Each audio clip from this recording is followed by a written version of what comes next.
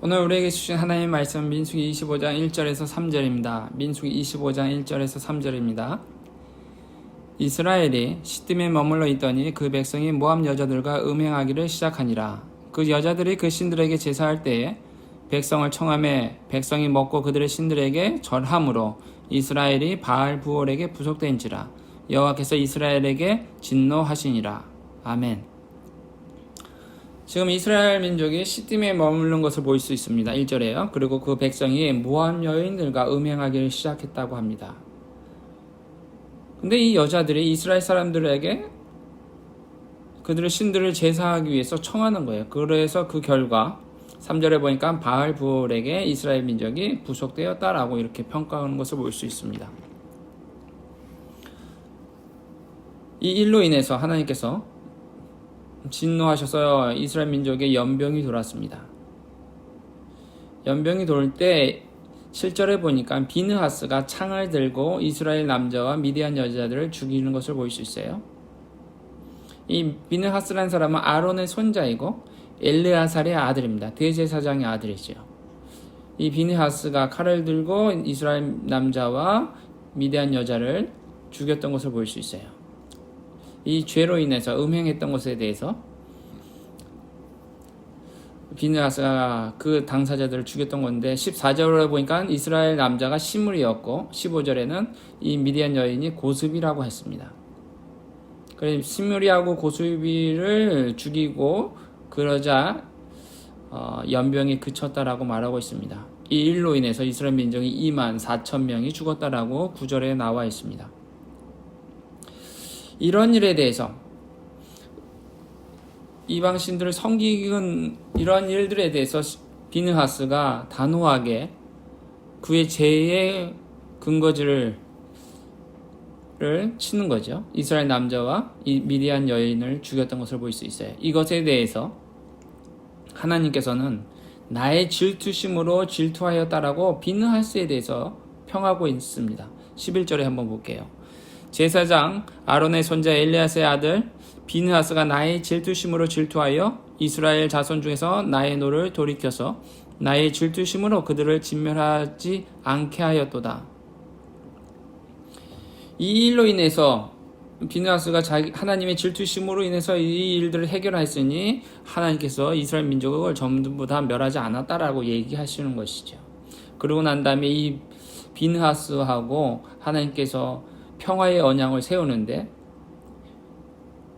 12절에 보니까 그러므로 말하라 내가 그에게 나의 평화의 언약을 주리니 이 평화의 언약이 뭐냐면 이스라엘 민족의 대제사장의 직분을 계속 주겠다는 거죠. 13절에 그가 그 후손에게 영원한 제사장의 직분의 언약이라 라고 하면서 그 하나님을 위하여 질투하여 이스라엘 자손을 속죄하였습니다. 이스라엘 민족 전체를 속죄했던 행위였다는 거죠. 그래서 이제 비느하스에게 평화의 언약으로 제사장의 직분을 그에게 허락하겠다라고 언약하신 것이죠. 그래서 그가 그 하나님을 위하여 질투하여 이스라엘 자손을 속죄하였다라고 이렇게 말하고 있는 것이죠. 우리가 하나님의 마음으로 속죄할 수 있는 자세로 우리가 나가야 합니다. 우리 민족을 위해서. 지금 코로나가 많이 돌고 있는 상황이지만 우리 하나님의 비느하스가 갖고 있던 하나님의 마음으로 질투심으로 우리가 각 나라의 민족을 위해서 기도해야 합니다. 그리고 코로나가 이거 하루속히 멈추게 하기 위해서는 하나님의 마음을 우리가 알아가야 하는 것이죠. 하나님, 우리가 하나님 앞에 나아갔을 때 죄를 범했던 것에 대해 고백함으로 이것을 회복시켜 달라고 비느하스의 마음으로 우리가 하나님 앞에 나아가야 하는 것이죠. 그리고 난 다음에 26장이 인구조사인 것입니다. 26장, 27장이 두 번째 인구조사에 대해서 얘기하고 있는데 26장 1절에 보니까 연병 후에 모세와 엘르아살에게 여호와께서 말씀하십니다. 뭐라고 하냐면 2절에 20세 이상 싸움에 나갈 만한 자를 계수하라고 했고 이 장소가 모압 평지 여리고 맞은편입니다. 여기서 계수했더니 각 지파에 대해서 루벤은 어떻고 시므온 자손은 어떻고 갓 자손은 어떻고 몇 명이고 유다 자손 몇 명이고 이사가 자손 몇 명이라고 쭉 얘기하면서 결론적으로 51절에 이스라엘 자손이 60만 1730명이라고 말하고 있습니다. 51절에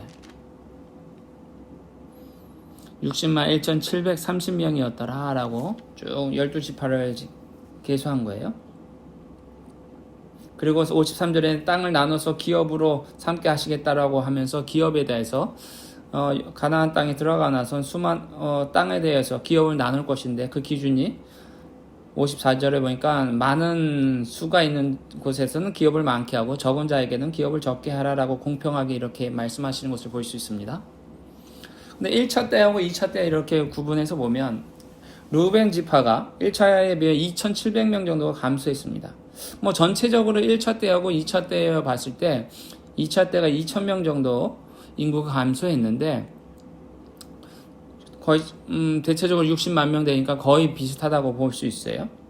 근데 이 루벤 지파가 2,700명 정도 감소했는데 그때가 뭐냐면 고라 자손이 반역했던 거예요. 왜 너희들만 하나님이 말씀하냐, 제사장들에게만 하냐, 레위 사람인 우리에게는 안 하냐라고 하면서 고라 자손이 반역을 했을 때 이때 루벤 지파가 함께 동참했던 것을 볼 수 있어요. 민수기 16장에 보면 나오는데요. 그로 인해서 2,700명 정도가 감소하게 됩니다. 그 일로 인해서 루벤 지파가. 그리고 시므온 지파가 3분의 1로 또 감소했는데 방금 25장에 있을 때 시므리에 범죄했던 것, 그로 인해서 시므온 지파가 감소하게 됩니다. 시므리의 범죄로 인해서 시므온 지파였으니까요. 그리고 므낫세 지파의 경우는 3분의 2가 증가하는 것을 보고 있어요. 므낫세 지파에서는. 그래서 시편 127편 3절에서 5절에 보면 태의 열매는 상급이라고 했던 것을 보고 있어요. 어느 지파는 줄어들고 어느 지파는 늘어나고 이것에 대해서 하나님께서 상급을 주는 것을 볼 수 있죠. 그런데 여기 12지파 중에서 이제 레위 지파의 개수는 포함이 되지 않았습니다. 레위 사람들은 62절에 보니까 2만 3천 명이었고 그에게는 땅에 대한 기업의 기준이 없었지요. 그리고 이것의 2차 인구 조사를 하고 난 다음에 평가가 64절에 모세와 제사장 아론이 시내 광야에서 계수한 이스라엘 자손은 한 사람도 늘지 못하였으니 이는 여호와께서 그들에게 대하여 말씀하시기를 그들이 반드시 광야에서 죽으리라 하였습니다. 그러므로 여분의 아들 갈렙과 눈의 아들 여호수아 외에는 한 사람도 남지 아니하였더라. 시내 광야에서 계수한 이스라엘 사람도 한 사람도 들지 못하였다라고 한 것은 뭐죠? 1차 계수 때예요. 1차 계수했던 사람들이 2차 계수에는 포함이 되지 않았다는 것은 광야 40년 생활에서 다 죽었다는 얘기죠. 65절에 그거에 대해서 말씀하시는 것, 광야에서 죽으리라 하셨던 말씀, 그 말씀대로 그대로 응했다라는 것을 보여주고 있습니다. 여호수아와 갈렙 외에는요. 1차 때하고 2차 때에 민구가 2,000명 정도의 차이가 있지만 60만 명이에요. 약 60만 명으로. 하나님의 말씀은 그대로 진행되는 거예요. 하나님 계획은. 거기에 동참하는지 안 하는지에 따라서 우리의 믿음의 차이가 있는 것이죠. 믿음에 있는 사람들 계속 나가는 거예요. 여호수아와 갈렙처럼. 그러지 못할 경우에는 하나님의 일에서 동참하지 못하게 되는 아쉬운 일들이 일어나는 것을 보고 안타까운 일들이 일어나는 것을 볼 수 있습니다. 그리고 27장에 보면 슬로브아 딸에 관한 얘기가 나오는데 슬로브아시 아들이었었습니다. 그래서 딸들만 있었는데 이 슬로브아스의 딸들이 우리는 어떻게 되냐 상속을 받을 수 없는데 라고 하면서 얘기하는 거예요. 그래서 3절에 보니까 우리가 아버지가 광야에서 죽었고 우리는 고라한 무리에 들지 않았습니다 라고 얘기하면서 민수기 25장에 있었던 사건에서 그리고 자기 죄에 죽었음에 대해 아버지가 자기 죄에 죽었고 아들이 없었습니다 라고 얘기하면서 그러나 이제 상속을 받지 못한 상황에 대해서 얘기를 하는 거죠. 그래서 하나님께서 이 딸들에게도 기업을 주는 것인데 7절에 보니까 그들의 아비 형제 중에서 그들에게 기업을 주게 하셨다는 거예요. 그래서 그 결국은 뭐냐면 이제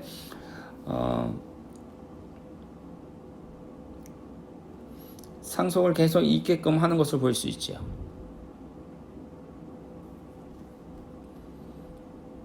그러고 난 다음에 12절에서 23절에 모세의 후계자인 여호수아를 지명하는 것을 볼 수 있습니다.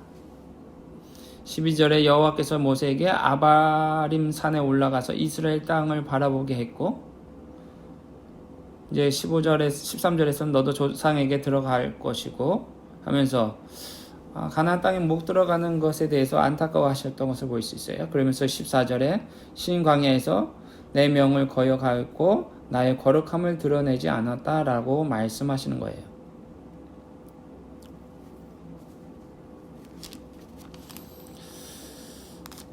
27장 14절 읽어보겠습니다. 이는 신광야에서 회중에 분쟁할 때 너희가 내 명을 거역하고 그 물가에서 나의 거룩함을 그들의 목전에 나타내지 아니하였음이라. 이 물은 신광야 가데스의 무리바 물이니라.